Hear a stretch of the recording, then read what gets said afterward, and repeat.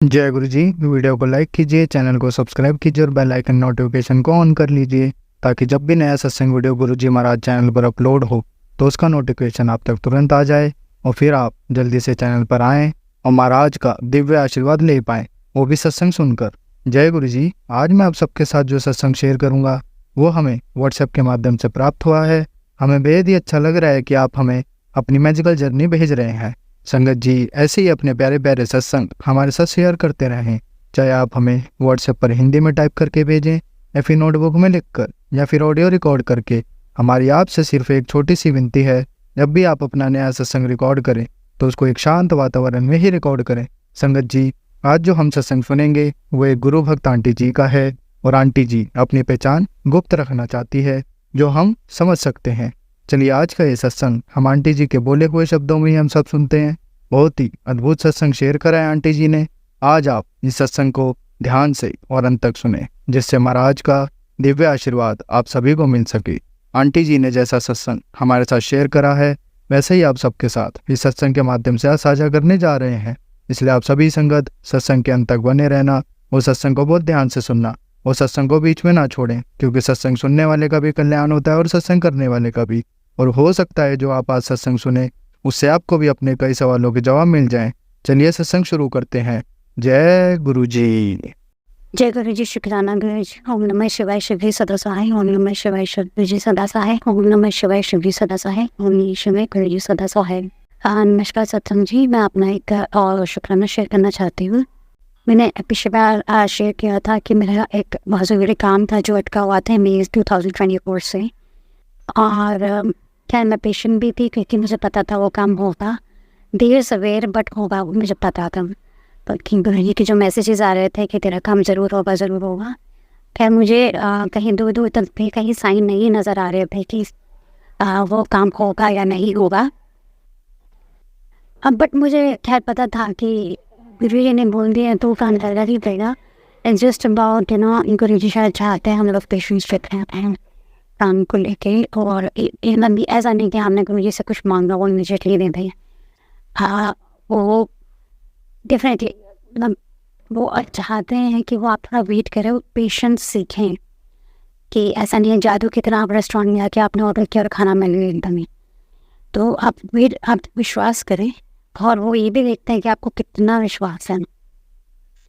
कि मई से मैं 2024 बिगनिंग से आई थिंक जून बिगनिंग से मैं वेट कर रही थी, तो मुझे पता था कि होगा काम ज़रूर।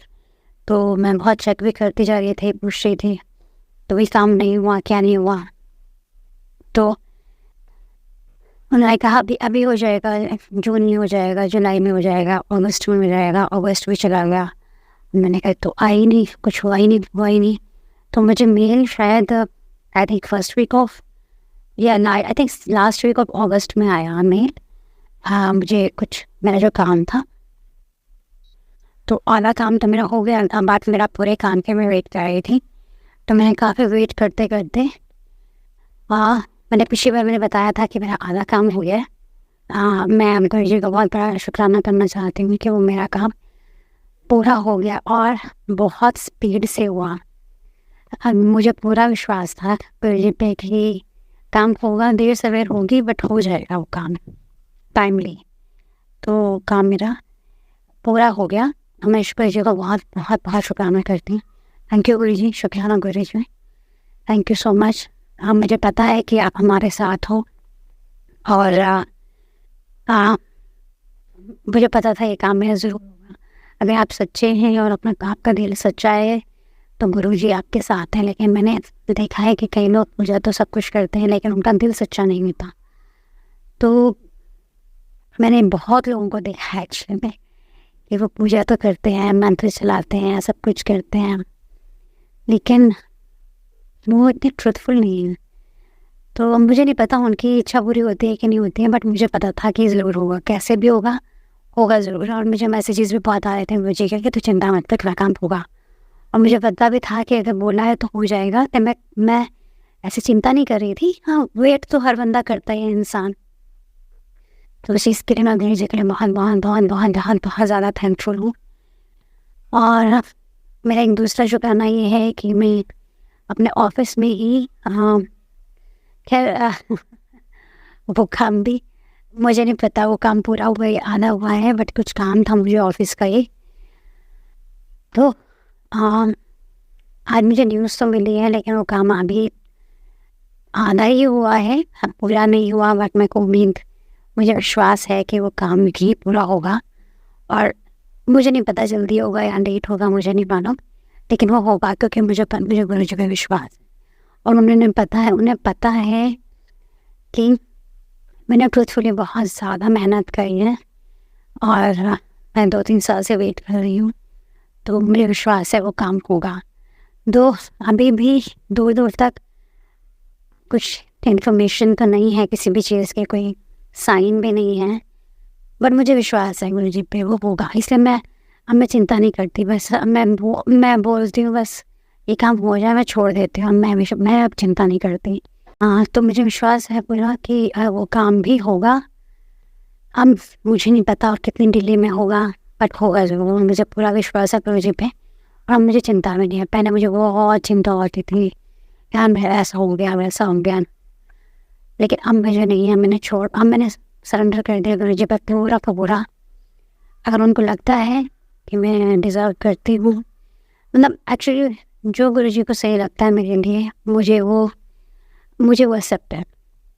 चाहे वो कम होना हो, अगर गुरुजी को लगता है कि हाँ मैं डिज़र्व करती हूँ, मुझे मिलना चाहिए, नहीं मिलना चाहिए, ये बिल्कुल नहीं मिलना चाहिए, अभी मिलना चाहिए या लेट मिलना चाहिए, मैंने पूरा सरेंडर मैंने गुरुजी के ऊपर कर दिया है। और लेकिन मुझे मन से विश्वास है कि वो काम होगा। तो गुरुजी आपका बहुत बहुत शुक्राना। आप जैसा भी आपका डिसीजन है मुझे एक्सेप्ट है और मैंने पूरी तरह से आपके ऊपर छोड़ दिया। जैसा आप कहेंगे आई एक्सेप्ट दैट, मुझे कोई प्रॉब्लम नहीं है, क्योंकि मुझे पता है कि आपको पता है कि हमारे लिए क्या सही है और क्या गलत है। इस चीज़ के लिए भी बहुत बहुत शुक्राना गुरुजी। तीसरा भी है, बट मुझे नहीं पता वो मैं आपसे कैसे शेयर करूँ। जो गुरुजी मुझसे बनवाना चाहते हैं मैं उतना ही बोलूँगी। थोड़ा सा मैं मॉर्निंग से डिस्टर्ब सी थोड़ी सी चल रही हूँ, तो मुझे काफ़ी दिनों से मैसेज आ रहे थे, ये तेरे पर कुछ किया हुआ है, तेरी अलमारी में कुछ किया हुआ है, तेरे ड्रेसिंग टेबल में है कुछ, तेरी मंदिर में सामान उठा। अब मैंने निकाल तो मैंने सब कुछ लिया जितना मैं निकाल सकती थी। अलमारी में दोबारा चेक कर लूँगी, लेकिन वो बार बार गुरुजी कहते हैं तो बेटा कि तू निकाल दे, इसको निकाल दे। इतने मैसेजेस आते हैं मुझे कि तेरे पे फिर किसी ने दोबारा वार करने की कोशिश करी है, तो बेटा इसको निकाल दे। मैं बोल रहा हूँ अब मैं कहती हूँ गुरुजी मैं थक गई हूँ ये सब कर के। अब मैं बात प्रॉब्लम ये है कि जो बंदे करते हैं वो मेरे घर में ही रहते हैं। अगर वो बार बार कुछ रखेंगे मैं कितनी बार निकालूंगी वो, मुझे खुद ही नहीं समझ में आता। आप कितना बच सकते हो, आपके घर में बंदे रहते हैं तो कॉन्स्टेंटली करे जाए, मैं कितना निकाल लूँगी, कितना देख लूँगी, मुझे नहीं समझ में आता गुरुजी मैं कितनी सफाई करके कितना सामान निकालूँ। मुझे नहीं, मैं पूरी अलमारी दोबारा भी साफ़ कर लूँ, मैं ड्रेसिंग टेबल दोबारा साफ़ कर लूँ, बाथरूम साफ़ कर लूँ, मंदिर साफ़ कर लूँ, किचन भी साफ़ कर लूँ, लेकिन मैं कब तक करूँ, मैं थक गई हूँ ये सब कर के। मैं कितना बचूँ, कैसे बचूँ, मुझे नहीं पता। तो मैं गुरुजी अब मैं थक चुकी हूँ सब चीज़ों से। आप मुझे बार बार वार्न कर रहे हैं, तो मुझे लगता है जो होना है होने दो। मैं थक गई हूँ सब चीज़ों से। गुरुजी आप उस चीज़ का डीएक्टिवेट कर दो जहाँ पे भी जो है, मैं अब बहुत थक गई। अब मुझे अंदर से चीज़ निकल गई, अगर आप सपोज अंदर से चीज़ निकल भी जाती, चलो मैं निकाल भी देती हूँ, जब वो देखेंगे कि असर नहीं हो रहा है इस पर, वो दोबारा करेंगे, वो दोबारा को स्ट्रॉन्ग रखेंगे। मेरा तो कमरा खुला ही रहता है, फिर रखेंगे, फिर मैं क्या करूँगी, फिर ढूंढूंगी, फिर निकालूंगी, फिर वो होगा। मतलब मुझे लगता है चलो मैं निकाल भी दूँ तो एटलीस्ट कम से कम घर से बाहर हो बंदा, किसी बाहर वाले बंदे ने रखा है तो आप उसको निकाल के रख भी दो। आप ही के घर के बंदे बार बार कर रहे हैं, आप कितना निकालो। गुरुजी मैं खुद बहुत थक गई हूँ। मेरे को बस आपसे एक रिक्वेस्ट है कि प्लीज़ जहाँ पे भी जो भी है उसको अपने आप डीएक्टिवेट कर दिया करो। मैं ऐसी बात नहीं कि मैं सफाई नहीं करना चाहती, बट अब मैं ये निकालना मैं मेरे से नहीं होता। मैं बहुत थक गई हूँ इन सब चीज़ों से। यार मुझे लगता है गुरुजी आपको लगता है तो आप इसको डीएक्टिवेट कर दीजिए, वरना जो बोलता है तो होने दो। अब मैं थक गई हूँ, बीमारी करनी है। अब मैं बिल्कुल परेशान हो गई उन लोगों से। 16 साल हो गए, कब तक बचे हम इन लोगों से। मैं तो बस गुरु जी से एक ही अंदाज है, गुरु जी मेरा एक छोटा ही मैंने अलग घर ले दो, छोटा घर हो चाहे अलग ले दो, जिसमें मैं कम से कम आपसे अलग हो बंदा तो आप अपना घर को सिक्योर तो कर सकते हो, आप अपनी बाउंड्री सिक्योर बाउंड्री बना सकते हो, अपना घर में अपने बच्चे अपने बचा सकते हो। आप एक ही घर में रहते हैं, एक ही किचन में खाना बनता है, एक ही घर में रहते हैं और दरवाजे खुले रहते हैं। बाल लेना, कपड़े लेना, कुछ पहनी हुई चीज़ उतार के भरी हुई पहन लेना, रबर बैंड है, रिस्ट वॉच है, मतलब देशों नहीं थे, कुछ भी उठा के किया जा सकता। अभी डीएक्टिवेट मैंने ढूंढ के फेंक दिया तो फिर दोबारा कर लें, फिर मैंने फेंक दिया तो फिर कर दें, मतलब इट हैज़ नो एंड। मुझे पता है कि जैसे ही वो उसकी असर उनको थोड़ा सा कम होने लगता है, दिखने लग जाता है, तो ये फिर कुछ अटैक करते हैं। और ये कांस्टेंट होता है, क्योंकि हम तो ऑफिस चले जाते हैं, पीछे से वो कहाँ जाते हैं या क्या कुरियर मंगाते हैं, पीछे से कहाँ क्या रखते हैं, मुझे क्या पता। मैं कहाँ तक ट्रैक करूँ इस चीज़ को। मैं रोज़ सुनती हूँ, मैं समझती हूँ कि वो समझाना चाह रहे हैं, पर मुझे नहीं इसका आंसर नहीं मिल पाता। ये तो ये हो सबको या तो उनकी सच्चाई पता चले कि यार ये लोग करते हैं ऐसी ऐसी बात है, नहीं किसी को उनकी सच्चाई का पता चलेगा, वो दोबारा करेंगे, वो देखेंगे अच्छा हमारे फेवर में चीज़ नहीं हो रही, वो और स्ट्रॉन्ग करेंगे, फिर ही हमारे फेवर में नहीं हो रही, फिर वो डबल स्ट्रॉन्ग कर देंगे। वो मुझे पता है, बहुत सालों से कर रहे हैं, मुझे मालूम ही है बात, और पहले मुझे मालूम था, बट कन्फर्मेशन मुझे शुक्र हो कि मैसेजेस से मिला बहुत ज़्यादा। तो अब मुझे नहीं पता मैं कहाँ ढूंढूं। लोग ढूंढते ही हैं, लेकिन जो लोग करते हैं वो उनके घर के बाहर रहते हैं। जो घर के अंदर रहता है वो खाने में क्या मिलाता है, अब कौन की एक बार नीचे गिर गया, वैसे तो मैं उठा के डस्टबिन में पूरा डाल देती हूँ, कहीं गिर गया, रबर बैंड में बांध लगा है, कपड़े पहने हुए उतारे हुए रखे हैं या धुले हुए हैं, कुछ भी है, ज्वेलरी है, आर्टिफिशियल ज्वेलरी है, कान के इयरिंग है, किसी से भी कुछ भी करा सकते हैं। मैं कहाँ तक बचूँ इन चीज़ों से, मैं नहीं बच सकती। एक घर में रहते हो तो मैं किसी कीमत पे नहीं बच सकती, ये चीज़ का तो मुझे भी पता है। मैं इसीलिए गुरु जी मैं खुद ही बहुत थक चुकी हूँ। मुझे आज मैं सुबह उठी तो मुझे नहीं पता इसको मुझे ड्रीम आया, और मुझे नहीं पता मैं उसे कैसे इंटरप्रेट करूँ या उसका क्या मीनिंग निकालूँ, मुझे समझ में नहीं आ रहा। आज क्या हुआ, करीबन सुबह 6 साढ़े 6 बजे के आसपास मैं लेटी हुई थी, और पता नहीं मुझे ड्रीम में आ रहा था या मुझे सुनाई दे रहा था कि ये कोई मुंह खोल के मेरे एकदम पास में बोल रहा है, जैसे एक होता है ना राक्षस बोलते हैं टाइप्स, और बहुत ही पास में मुझे ऐसा फील हुआ। मैंने आँख खोली तो मैंने कहा अच्छा हो सकता है सपना हो, जबकि वो मतलब मुँह खोलते ऐसे बोलते राक्षस बोलते ना ऐसे एकदम मुँह जबान बाहर निकाल के आवाज़ एकदम सांस की आवाज़ निकलती है। मैंने कहा चलो मेरी आँख खुली, 6 बजे थे, मैंने कहा चलो छोड़ो, आप पता नहीं रात को सपना हो गया, पता नहीं मेरे हस्बैंड जो से सांस ले रहे होंगे तो सुनाई दे रही होगी, मैं सो गई। ये बहुत स्ट्रेंज सा सपना आया, मुझे समझ ही नहीं आया वो क्या अजीब सा सपना था।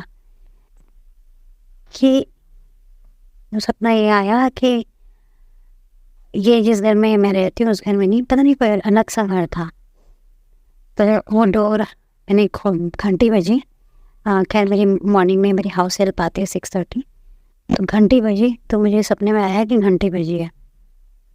मैंने दरवाज़ा खोला तो कोई भी नहीं था। उस घर में मेरे मम्मी और डैडी थे, मतलब जैसे यंग वाले मम्मी डैडी थे, मैं थी।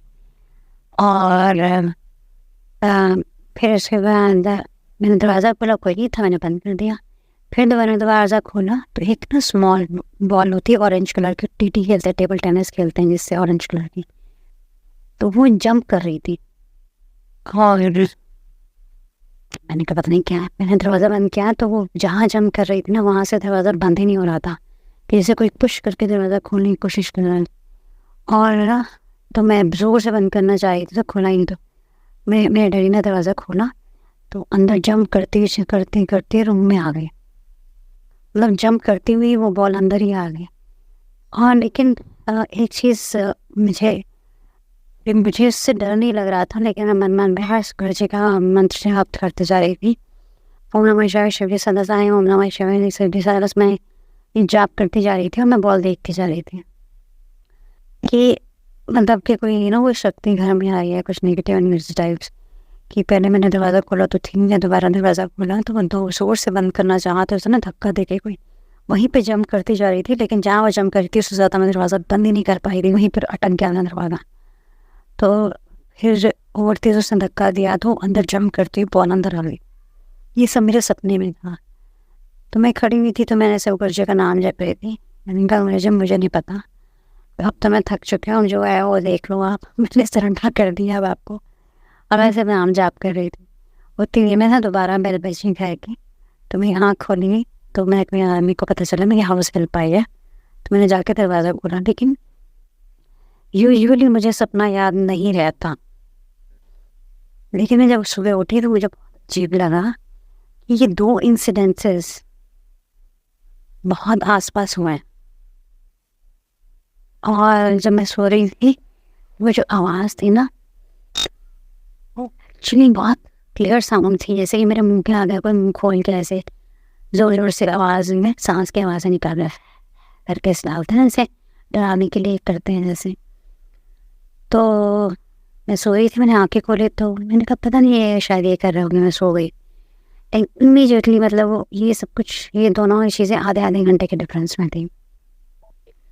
तो जब मैं उठी तो मुझे बड़ा अजीब सा लगा। मैंने कहा पता नहीं क्या मतलब हुआ इस सपने का, कि मतलब कुछ कोई नेगेटिव एनर्जी मेरे घर में आई है या अटैक कर रही है, ये क्या मैं समझाऊँ या मेरे को समझ में नहीं आई बात। खैर मैं बस शेयर कर रही हूँ, मुझे इसका कुछ नहीं पता इस सपने का क्या मतलब हुआ, कि इसमें गुरु जी मुझे कुछ बताना चाह रहे हैं या बचाना चाह रहे हैं। I have no idea about that. अगर आपको कुछ इस चीज़ से समझ में आता है तो प्लीज़ मुझे थोड़ा सा कमेंट्स में ज़रूर बताइएगा कि मुझे इसको क्या इंटरप्रेट करना चाहिए। बट गुरु जी को मैं शुक्राना करती हूँ मुझे हर चीज़ से बचाने के लिए, और मुझे पता है उनकी प्रेजेंस मेरे घर में है, और मुझे मालूम है वो आसपास हैं मेरे, उनको मुझे अपनी प्रेजेंस दिखाने की ज़रूरत भी नहीं है। I know he is there, his energy is there, I know he is supporting me, he is protecting me all the time, my family as well. और मुझे पता है वो मुझे प्रोटेक्ट भी कर रहे हैं, इसलिए शेखर जी मैं आपका लाखों करोड़ों बार शुक्राना करती हूँ। अब मैंने अपनी फैमिली और आपको बिल्कुल सरेंडर कर दिया है। हम मैं चिंता नहीं करते, अब आपको जो ठीक लगता है हमारे लिए आप प्लीज़ वैसा ही करें। लेकिन अभी जो मुझे सबसे ज़्यादा लगता है कि ब्लैक मैजिक के मुझे हज़ारों बार ही मैसेज आ चुके हैं। मैं गुरु जी से मार्च 2024 में कनेक्ट हुई थी, मार्च से लेके अभी हो गया सितंबर। मतलब ऐसा कोई दिन नहीं है जिसमें मैं को 3 से 4 मैंने ये सत्संग ना सुना हो। चलो पहले आते थे तो मैंने धीरे धीरे क्लियर करना शुरू कर दिया। उन्होंने कहा कि ब्लैक धागे हैं, तो मैंने ब्लैक धागा बांधा, मेरे बच्चे ने पहना हुआ था, मैंने वो भी उतार के फेंक दिया। इनफैक्ट मैंने यहाँ लेके रखा हुआ था कि ऐसे बच्चे को भी ना नज़र लग जाती तो ब्लैक धागा पहनाती हूँ मैं अपने बेटे को, तो मैंने भी पहना हुआ था हाथ में, उसमें लिखा ब्लैक धागा। तो मैंने कहा चलो इन्हें जहाँ जाना है सब निकाल दो। मेरे पास नया में ब्लैक धागा का पूरा पड़ी थी, तो बेटर का वो भी फेंक दिया, मैंने अपना काट के भी फेंक दिया, मेरे बेटे का काट के भी फेंक दिया। धागा काटा और मैंने उसको प्रवाह करने में कहीं रख दिया, मैंने कम दे देंगे। मतलब ऐसी कोई जगह ही नहीं बची जहाँ मैंने जहाँ से उन्होंने जो बोला, मतलब मेरे पास रोली थी, काला रोलिंग वोली होती है, लाल धागा, और जो हम सिंदूर यूज़ करते हैं बच्चों को पूजा करने के लिए, वो पड़ा हुआ था। एक्चुअली पहले का ही पड़ा हुआ था मंदिर में, लेकिन जैसे जैसे बोला मैंने वैसे वैसे गुरु जी ने कहा मैंने वो सब निकाल दी। उन्होंने मुझे कहा कि हनुमान जी के एक चीज़ मैं आपको ज़रूर से बताना चाहती हूँ कि हुआ ये कि शनिवार का दिन था, और मुझे पता है मुझे नहीं बैठी, मुझे काम बहुत टाइम पहले से बोल रखा था कि भाई शनिवार को आपने हनुमान जी को लड्डू के प्रसाद चढ़ा के वहाँ पे साधारी हनुमान चालीसा ज़रूर पढ़ के आना। हमारे यहाँ जब हम साउथ इंडिया में रहते हैं, यहाँ मंदिर 8 बजे शाम को बंद हो जाता है, 8 बजे मतलब बंद हो ही जाता है, लॉक लग जाता है। लेकिन मैं हमेशा लेट पहुँचती थी, और सानपारी पढ़ने का मतलब होता है आपके पास हाफ एन आवर 45 मिनट्स होना चाहिए, तो मैं एक आध बारी पढ़ के आ जाती थी। तो क्या हुआ शनिवार को मैं सब सो नहीं रही थी सफाई करते करते, तो उसमें एक ने बोला कि गुरु जी ने मुझे कई बार बोला मैं नहीं कर पाई, लेकिन एक दिन ऐसा हुआ कि हम चले गए और मैंने पूजा कर ली। तो मुझे रियलाइज़ हुआ, मैंने कहा गुरु जी आज ना सच मैंने जाना है, शनिवार है, मैं मंदिर रोज़ ले जाती हूँ शनिवार को, ट्यूसडे तो नहीं जा पाती क्योंकि मेरे से एक तो कुछ व्हीकल भी नहीं है और फिर मुझे व्हीकल की डिपेंडेंसी बहुत है, तो मेरे को आने जाने का बहुत प्रॉब्लम है यहाँ पे। तो मैं शनिवार को ज़रूर जाती हूँ, सैटरडे को। तो मैंने कहा चलो अब गुरु जी ने बोला है तो ये काम ज़रूर कर दूँगी आज, आके मंदिर में गए लड्डू भी चढ़ा दूँगी और हनुमान चालीसा भी ज़रूर पढ़ के आऊँगी। मैं फिर हनुमान चालीसा ले जाना भूल गई यहाँ से, घर से। मैंने कहा चलो मांग लूँगी, आज जो भी है मैं पढ़ूँगी। अगर आज गुरु जी ने मुझे मैसेज दिया ना शनिवार का शनिवार ये कहा ज़रूर करूँगी ये काम। तो क्या हुआ कि बहुत चीज़ें इतनी कोइंसिडेंट हुई इस बारी कि मैंने फूल लिए, रास्ते से लड्डू लिए और मैंने कहा वहाँ पे पहले बाहर गणपति थे, गणपति गणेश चतुर्थी के लिए बड़े से गणपति ने बिठाए हुए थे और फिर हनुमान जी का ही मंदिर था। तो मैंने कहा कि एक्चुअली हमने नीचे हमारे गणेश चतुर्थी हुई थी तो हमने सोचा था हम पूजा कराएंगे, लेकिन ऐसा हुआ कि हम पूजा कर ही नहीं पाए किसी भी कारण से। कभी बारिश हो गई, कभी मेरे हस्बैंड लेट आए या कुछ हुआ, कुछ ना कुछ होता ही रहा। तो हमने लड्डू भी खरीद के रखे हुए थे, सारा सामान रखा हुआ था, लेकिन कुछ भी मतलब वो मैच ही नहीं कर पाया। मैंने लड्डू भी मैंने उसी दिन खोले, मैंने कहा एक हफ्ता पुराने वो लड्डू खा लो, हम ये भगवान को नहीं चढ़ाएंगे, बाहर से लड्डू हो गए। तो खैर मैंने लड्डू लिए, उसमें लिखा था 5 लड्डू खरीद के 7 बारी हनुमान चढ़ा के और 7 बारी हनुमान चालीसा पढ़नी है। मैंने लड्डू तो ले लिए और जब मैं एंटर करने लगी मैंने कहा यार कायदे से तो ना गणपति जी को पहले चढ़ाना चाहिए, लेकिन अब मैं लाई हनुमान जी के लिए हूँ, अब मैं कैसे करूँ ये काम। और मेरे को समझ मतलब मैं धर्म संकट में बंदा फंस जाए, क्या करूँ। मैंने कहा चलो यार मैंने हनुमान जी के लिए बोला, मैं गणपति को अगली बार ज़रूर चढ़ा दूँगी स्पेशल आके। तो मैंने पूरे पर जो भी पूजा थी वो कर ली। वहाँ पे मैंने पंडित जी को बोला, मैंने कहा पंडित जी आप ना ये चढ़ा दीजिए। और पंडित जी ने छूटते ही बोला कह रहे आपने गणपति जी को चढ़ाए हैं। मैंने कहा नहीं, कह रहे पहले जाओ गणपति जी के आगे पर चढ़ा के भोग लगा के यहाँ लेके आओ। तो मैंने कहा थैंक यू, हम मुझे इतना अच्छा लगा। मैंने कहा थैंक यू गणपति जी, आपने अपने हिस्से का लड्डू जरूर ले लिए। और मेरा मन भी था एक्चुअली में, तो मैंने गणपति जी मेरे बहुत क्लोज हैं, मैं उनके बहुत क्लोज हूँ। मुझे पता नहीं उनको देख के मतलब मुझे बहुत मजा आता है, तो उनको अपना बेस्ट फ्रेंड कहती हूँ हमेशा। तो गणपति को मैंने चढ़ाया लड्डू और फिर मैंने हनुमान जी को चढ़ाए। मैंने कहा चलो शुक्र है जो हम नहीं कर पाए थे एटलीस्ट गणेश चतुर्थी में मैंने लड्डू चढ़ा पाई गणेश जी को। क्योंकि जब मैं लड्डू ले रही थी तो मेरे माइंड में था ही नहीं है बाकी गणपति में उनके लिए अलग से ले लूँ। मेरे माइंड में बस यही था कि बस ये काम मैं कर दूँगी फटाफट। ठीक है, एक्चुअली गुरु जी ने मुझे भी बहुत टाइम तक बोला है कि अपनी प्रोटेक्शन के लिए तो हनुमान चालीसा ये सब करें। तो मैं मंदिर में गई और फिर मैंने हनुमान चालीसा मान के मैं 7 बारी भी करा। हनुमान जी को गणपति को दोनों को मैंने हाथ पर चढ़ाया। तो मतलब एक मुझे इस चीज़ का बहुत शुक्राना करना चाहती हूँ कि मुझे रिमाइंड कराने के लिए कि तुझे काम बोला हुआ तूने किया नहीं। और मुझे एक्चुअली जब मार्च 2024 से जब मैं गणेश गुरु जी से जुड़ी थी तब भी मुझे ब्लैक मैजिक के तब बहुत ज़्यादा मतलब इतने ज़्यादा मैंने एक्सपीरियंसेस जो लोगों के पढ़े हुए वो मेरे से 200% मैच कर रहे थे, ईच एंड एवरीथिंग। अब तब मैंने इस चीज़ को रियलाइज़ किया कि सब क्या हो रहा है मेरे साथ। तब मुझे पता चला कि इतने मैंने भयंकर किया हुआ है। मतलब हम मैं हर बार यही से बात बताती हूँ मैं आपको, लेकिन बहुत बहुत बहुत बुरा किया हुआ था 1.5-2 साल से। मतलब मैं फिजिकली इल तो थी और मेरा दिमाग भी काम करना बंद कर दिया क्योंकि हम बहुत बीमार है तो सोए रहना ये करते रहना। तब जब मैंने वो सुने और ज़्यादा आते थे मेरे पास, मैं जब सुनी सुबह शाम सुनती रहती थी और मैं शौक पे शौक होती थी। जिससे A to Z मेरे साथ ही तो हो रहा है, A to Z मेरे साथ हो रहा है सारा का सारा, ये क्या हो रहा है मेरे साथ। मैंने कहा माय गॉड ये लोग ये काम भी करते हैं। मैंने कहा मुझे पता था ये कुछ ना कुछ पूजा कराते हैं, ये काम भी करते हैं ये लोग। फिर मेरे गुरु जी ने जैसा मुझे बोला मैंने वैसे किया।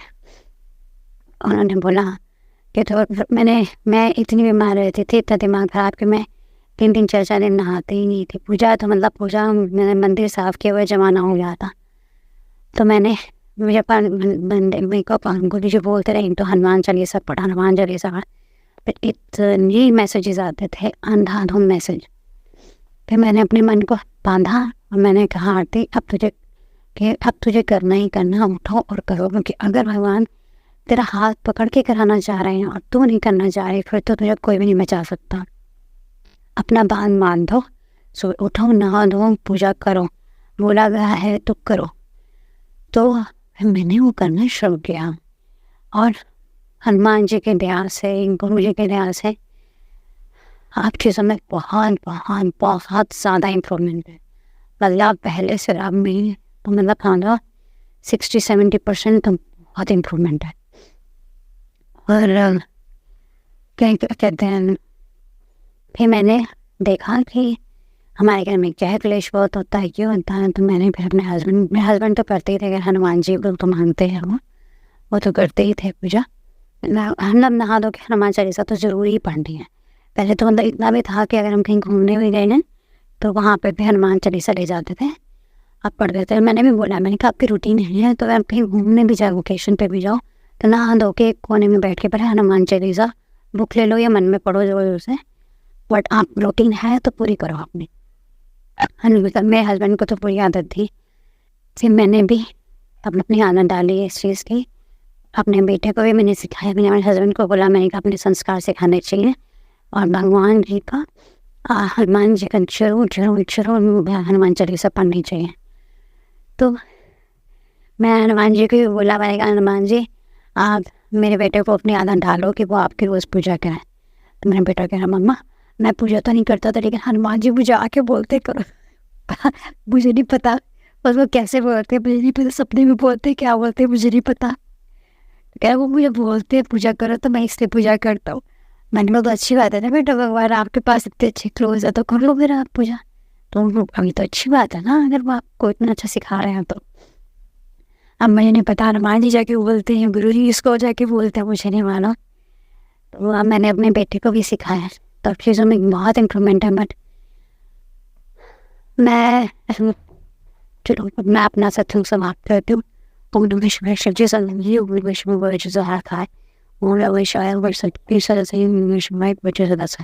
जय गुरु जी। संगत जी श्राद्ध में इन 12 तामसिक चीज़ों का सेवन वर्जित है, जैसे मांस मदिरा से कोसों दूर रहें, सफ़ेद तिल, लौकी, मूली, काला नमक, जीरा, मसूर की दाल, चना और सरसों का साग का सेवन भी वर्जित है इस समय। तो संगत जी बहुत ही ज़्यादा ध्यान रखें इन सब चीज़ों का।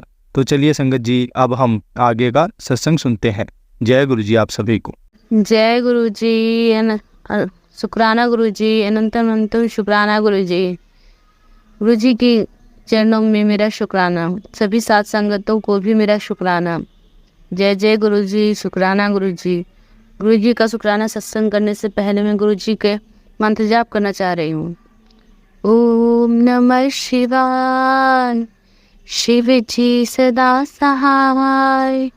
ओम नमः शिवाय, गुरु जी सदा सहाय। ओम नमः शिवाय, शिव जी सदा सहाय। ओम नमः शिवाय, गुरु जी सदा सहाय। ओम नमः शिवाय, शिव जी सदा सहाय। ओम नमः शिवाय, गुरु जी सदा सहाय। जय गुरु जी, शुक्राना गुरु जी, अनंतम अनंतम शुक्राना गुरु जी। गुरु जी का आज मैं संध्या वेला का तीसरा सत्संग कर रही हूँ। गुरु जी ने मुझे संध्या वेला सत्संग करने के लिए कहा है कि 7 दिन तक तो संध्या वेला सत्संग कर। गुरु जी मुझे बार बार कैंसर का सत्संग सुनवा रहे हैं और मैं कई महीनों से 7-8 महीने हो गए कि मैं कैंसर का सत्संग सुन रही हूँ और अभी तो बहुत ज़्यादा ही कैंसर के सत्संग आ रहे हैं। गुरु जी की असीम कृपा मुझ पे बनी हुई है। कभी भी मेरे पेट में दर्द होता है, चाहे मुझे कभी भी घबराहट सी महसूस होती है, गुरु जी सत्संग के थ्रू मुझे उपाय बता देते हैं और मैं वही करती हूँ। कई उपाय उन्होंने बताए, नींबू का उतारा बताया उन्होंने, नारियल का उतारा बताया उन्होंने, काढ़ा बनवाया उन्होंने बुखार का, जल प्रसाद से पीने के लिए कहा, चंदन तिलक लगाने के लिए कहा। मुझे इन्फेक्शन हुआ था, स्किन एलर्जी हुई थी, उस पर भी मुझे गुरुजी ने चंदन तिलक लगाने के लिए कहा था और जल प्रसाद से धोने के लिए कहा था। मैंने वही किया और मुझे मेरी स्किन एलर्जी ठीक हो गई। जय जय गुरुजी, शुक्राना गुरुजी, अनंतम अनंत शुक्राना गुरुजी। मेरी स्किन एलर्जी को ठीक करने के लिए अनंतम अनंत शुक्राना गुरुजी। और गुरुजी अभी मुझे बता रहे हैं कि तेरे घर में बहुत बड़ा हादसा होने वाला है, जिसको गुरुजी सत्संग के थ्रू टालना चाह रहे हैं। मेरे घर में एक बार आग लगते हुए बची, जो मैं दूध चढ़ा करके भूल गई थी और पूरी भगोनी जल करके खाक हो गई। बस आग लगते हुए ही बच गया था। उसके लिए आग लगने से बचाने के लिए शुक्राना गुरुजी। जय जय गुरुजी, शुक्राना गुरुजी। मेरी सांस का बचाने का, मेरी जान बचाने का, सॉरी गुरुजी, मेरी जान बचाने का शुक्राना गुरुजी। हम इतने मूर्ख हैं जो आपका शुक्राना नहीं कर पाते और आप हर वेले हमारी जान बकसते रहते हैं, हमारी जान बचाते रहते हैं। गुरुजी कहते हैं तेरे घर के दरवाजे पे यमराज खड़े हैं और मैं पहरा बन कर के तेरे घर पे हूँ। और गुरुजी ने मेरे घर पर सचमुच में पहरा लगा दिया।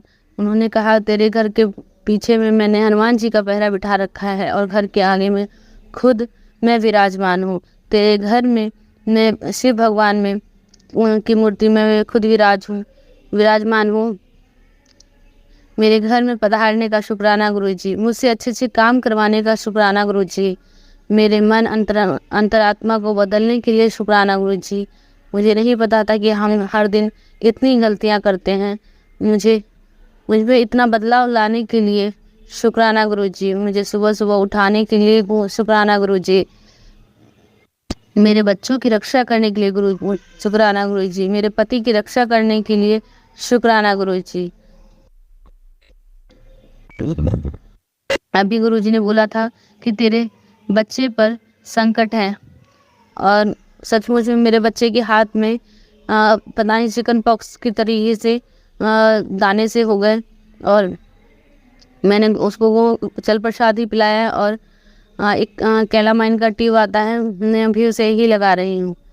जय जय गुरुजी। वो मुझे एक तो विश्वास नहीं हो रहा था, मुझे लग रहा था जैसे कि उसे मतलब माता कहते हैं ना, माता आ गई है, वैसा ही लग रहा था। पर गुरुजी ने वो सब चीज़ से बचाया, इतने दर्द से बचाया, क्योंकि बच्चा है उतना जलन बर्दाश्त नहीं कर सकता, उतनी इचिंग होती है उस पर, वो सब बर्दाश्त करता है। मेरे छोटा जो बेबी हुआ है अभी, उसको भी गुरुजी ब्लेस करते रहते हैं। जय जय गुरुजी, शुक्राना गुरुजी। आज का मैं शुक्राना सत्संग यहीं पे विराम करती हूँ और अगले सत्संग की तैयारी करती हूँ। जय जय गुरुजी, शुक्राना गुरुजी। संगत जी, अब हम एक गुरु भक्त आंटी जी का सत्संग सुनेंगे। जय गुरुजी, शुक्राना गुरुजी, अनंतम अनंतम शुक्राना गुरुजी। जय गुरुजी संगत जी, आज ये मेरा इस प्लेटफॉर्म पे फर्स्ट सत्संग है। मैं गुरुजी कहते हैं कि आप अपनी जर्नी शुरू से बताओ, तो मैं आज ये बताना चाहती हूँ कि मेरे गुरुजी के साथ जर्नी अप्रैल 2023 में शुरू हुई थी, जब मैंने अपने फेसबुक पे ही देखा था कि मेरे कोई रिश्तेदार है, उसने जय गुरुजी शुक्राना गुरुजी लिखा था, तो मैं भी लिखती थी। तो मैंने उससे पूछा फ़ोन करके, तो फिर उसने मुझे बताया ऐसे ऐसे। फिर मैंने अपनी एक भी ऐसे को गुरुजी है, मेरी ननद करती हैं, फिर ननद और आके उन्होंने काफ़ी अपने रिश्तेदारों के नाम बताए। तो फिर मैंने कहा मैं भी इनके सत्संग सुनती रहती हूँ फेसबुक पे। संगत जी ये बताना चाहती हूँ कि साथ मतलब गुरुजी के साथ तो मेरा कनेक्शन शायद बहुत पुराना होगा, क्योंकि आज से कोई 10 साल पहले हमारे घर के पास ही कोई दिल्ली की फैमिली रेंट पे रहने आई थी। शायद मेरे फर्स्ट टाइम की गाड़ी पे गुरुजी लिखे हुए देखा, तो गुरुजी मुझे माफ़ करना, प्लीज़ संगत जी मुझे माफ़ करना गुरुजी। मैंने तब ये सोचा कि कौन से गुरुजी हैं, पर वो ना फैमिली ज़्यादा मिलती नहीं थी किसी के साथ, तो वो लेडी भी बाहर नहीं आती थी, तो कभी हम ना उसको पूछ नहीं पाए।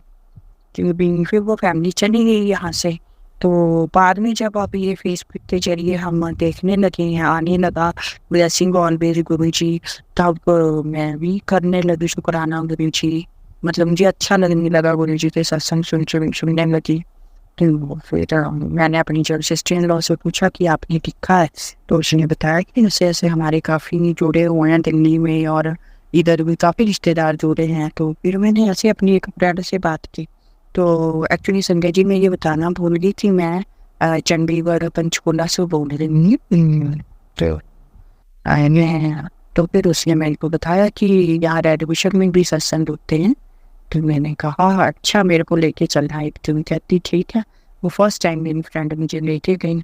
जब मैं गुरु जी के वहाँ गई, गुरु जी का दरबार इतना सुंदर, इतना मनमोहक सजा हुआ था कि मैं तो बस देख के हैरान रह गई कि कितनी शांति है, कितना अच्छा लग रहा है। शब्द चल रही है, मधुर वाणी, शांति, मतलब जैसे कोई बोले कि बस स्वर्ग स्वर्ग जैसी जगह पे मैं आ गई। इतनी मतलब मेरे मन को बहुत अच्छा लगा।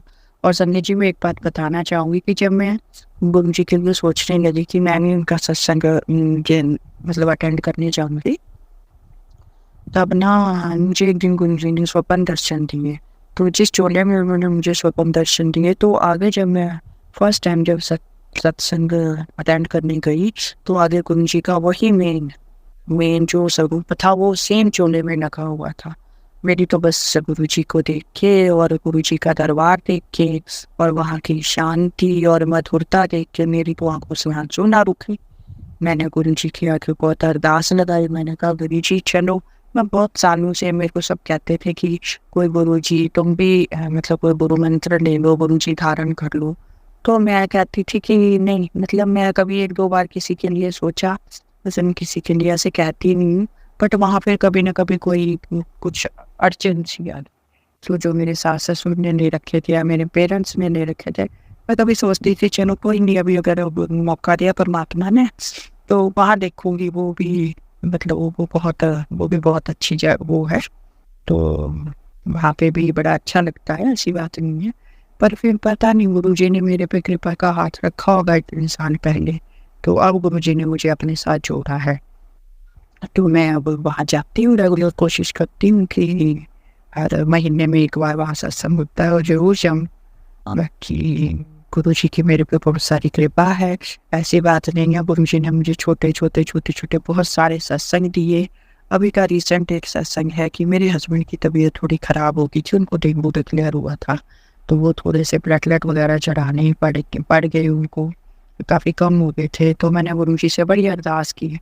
मैंने कहा गुरु जी की भी प्लेटलेट ना चढ़ानी पड़े, पर फिर भी डॉक्टर ने कहा कि चढ़ा देते हैं, 18,000 अभी रह गए हैं, अगर 15 आ जाते हैं तो थोड़ी सी प्रॉब्लम आ सकती है। और फिर मेरे हस्बैंड का थोड़ा BP डाउन जा रहा था, तो पर चलो गुरु जी ने कृपा करी, उनको प्लेटलेट आसानी से मिल गए और उनको प्लेटलेट चढ़ गए और अब वो ठीक ठाक होकर घर आ गए हैं। अब उसके बाद फिर मेरे बेटे की तबीयत खराब होगी, तो उसको डेंगू हो गया, तो उसका डेंगू का बुखार तो उतर गया 2-3 दिन बाद, बट उसके पहले तो प्लेटलेट ठीक थे। फिर उसके 4-5 दिनों बाद उसके प्लेटलेट गिरने लगे, तो पहले 2.5 लाख थे, फिर जैसे और कम हो गए। अचानक से 2-3 दिनों में ना उसके काफ़ी सारे गिर के तो 1,18-19,000 रह गए। तो मैंने गुरु जी से 2-3 दिन से मैं डॉक्टर ने कहा था 1-2 दिन छोड़ के करवाने, और वो भी थोड़ा ढीला सा रह रहा था। तो मैंने गुरु जी से बड़ी अरदास लगाई थी। मैंने कहा गुरु जी प्लीज़ मेरे बच्चे के प्लेटलेट वो घर में ही बढ़ जाएँ, बाहर हमें उनको चढ़वाने ना पड़े, तो क्योंकि मैं पहले भी इस प्रॉब्लम से गुजर चुकी हूँ।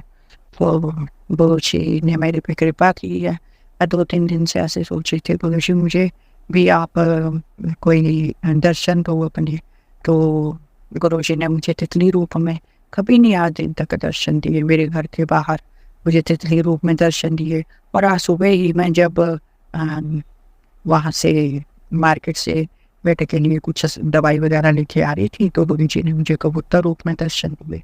शुक्राना गुरु जी, अनंतम अनंतम शुक्राना गुरु जी। और मुझे ना काफ़ी दिन से मैसेज आ रहे थे कि तू ना शुक्राना सत्संग कर। संगत जी, मुझे पहले यही नहीं पता था कि शुक्राना सत्संग क्या होता है। मैं ऐसे अपने साथ छोटे छोटे सत्संग होते थे, बहुत सारे हुए हैं मेरे साथ, पर मैं ना उनको किसी को सुना देती थी, बात कर लेती थी। तो मुझे बाद में पता चला कि यही शुक्राना सत्संग होता है, जब हम अपना सत्संग किसी के साथ शेयर करते हैं। तो पर मैंने कभी ऑनलाइन प्लेटफॉर्म पे सत्संग शेयर नहीं किया, तो मेरा ये फर्स्ट सत्संग है ऑनलाइन प्लेटफॉर्म पे। तो मैं इन भैया जो गुरुजी के सत्संग शेयर करते हैं, उनसे रिक्वेस्ट करूँगी कि प्लीज़ मेरा सत्संग ज़रूर शेयर करें, और उनका भी शुक्राना करूँगी, पर गुरुजी का भी शुक्राना करूँगी। और गुरुजी, आप अपनी कृपा मेरे घर परिवार, मेरे बच्चों के ऊपर, मेरे पति, मेरे पूरी फैमिली के ऊपर, रिश्तेदारों के ऊपर, मेरी भाभी और भतीजी को भी डेंगू हो गया है, उनकी भी थोड़ा मतलब मेरी भाभी की तो भतीजी के तो बढ़ने लगे हैं, पर भाभी के कम हो रहे हैं, उसके ऊपर भी गुरुजी कृपा करना, उसके भी प्लेटलेट बढ़ जाएं, और सबके ऊपर कृपा करना, मेरे मायके, ससुराल, मेरे परिवार, सबके ऊपर। मैं तो ये कहती हूँ गुरुजी, आप सबके ऊपर कृपा करो, हम भी सब में ही आते हैं गुरुजी। आपका अनंतम अनंतम शुक्राना है गुरुजी, आपके ऊपर मुझे अनंतम, मैं शुरू से ही शिव भक्त हूँ, बचपन से बहुत छोटी सी थी, तो मैं शुरू से ही तब से शिव जी के सोमवार, 16 सोमवार रखने, व्रत रखने और शिव जी को मानना, तो शुरू से। तो बस भोलेनाथ ने मुझे गुरु अपने स्वरूप को शिव स्वरूप से ही मुझे मिलाया। तो फिर गुरु जी से, तो अब गुरु जी की ही शरण में हूँ, हैं गुरु जी की ही कृपा चाहते हैं। गुरु जी अनंतम अनंतम शुक्राना। अभी मेरे बेटे की तबीयत थोड़ी ख़राब है, इतनी ठीक नहीं है, थोड़े दिन बाद गुरु जी अगर आपकी कृपा आप रखना, बनाए रखना, ब्लेसिंग देते रहना, तो वो फुल रिकवरी कर जाएगा। अभी वो थोड़ा वीकनेस बहुत फील करता है। आज उसके टेस्ट की रिपोर्ट आई है, तो अब उस रिपोर्ट में कम नहीं हुए हैं, थोड़े से प्लेटलेट बढ़े हैं। तो बस जी अब आप यही कृपा रखना उसके ऊपर, और मैं फिर जल्दी ही कोई ना कोई शुक्राना सत्संग फिर दोबारा करूँगी। और काफ़ी दिन से मुझे तो मैसेज आ रहे थे कि अगर तू अमृत वेला नहीं कर सकती तो संध्या वेला करा कर। तो मैंने 2-3 दिन गुरु जी की संध्या वेला की है। अब मैंने गुरु जी को शुक्राना सत्संग कर रही हूँ। आज मैं गुरु जी और संजय जी मेरे से फर्स्ट टाइम ये सत्संग कर रही हूँ प्लेटफॉर्म पे, तो फिर मेरे से कुछ चूक हो गई हो तो मुझे माफ़ करना। और गुरु जी हमेशा अपनी ब्लेसिंग हमारे परिवार पे बनाए रखना, ताकि हमेशा हमें ऐसे अच्छे अच्छे सत्संग करने का मौका मिलता रहे। जय गुरु जी, शुक्राना गुरु जी। मैं अब गुरु जी को, सॉरी संगत जी, मैंने शुरू में भी गुरु जी का मंत्र जाप करना था, बट मैं भूल गई, तो मैं अब गुरु जी के मंत्र जाप के साथ ये शुक्राना सत्संग यहीं पे समाप्त करती हूँ। ओम नमो शिवाय, शिव जी सदा सहाय। ओम नमो शिवाय, गुरु जी सदा सहाय। ओम नमो शिवाय, शिव जी सदा सहाय। ओम नमो शिवाय, गुरु जी सदा सहाय। ओम। संगत जी, अगर आपको आज का सत्संग अच्छा लगा हो तो आप इस सत्संग को और संगत के साथ ज़रूर साझा करें, जिससे वो भी महाराज का दिव्य आशीर्वाद प्राप्त कर सके। जय गुरु जी।